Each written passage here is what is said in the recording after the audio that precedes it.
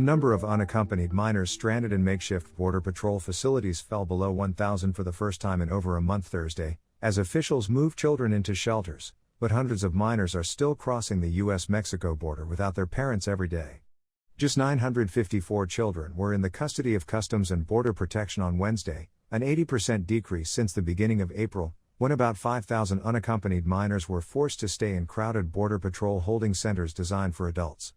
The total number of minors in federal custody still increased by nearly 30% this month, but the vast majority are now held in shelters run by the U.S. Department of Health and Human Services, which has opened up thousands of temporary beds in arenas and convention centers.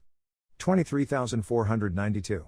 That's how many unaccompanied minors are held by federal agencies, about 4% of whom are in the custody of Border Patrol and 96% of whom are with HHS.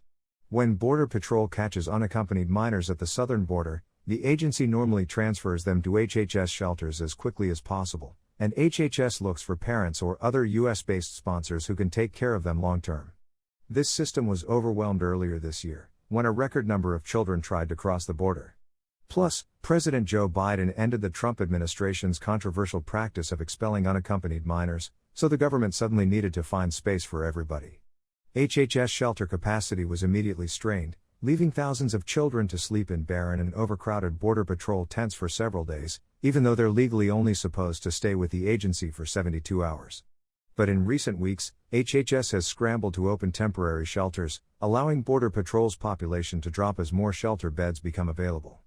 CBP has apprehended an average of 448 unaccompanied minors on the southern border every day over the last month, a slight decrease from 502 children per day in March. HHS is now more efficient at placing children with parents and sponsors, discharging about 400 minors per day this week, but the number of children in federal custody has continued to grow for months despite these efforts.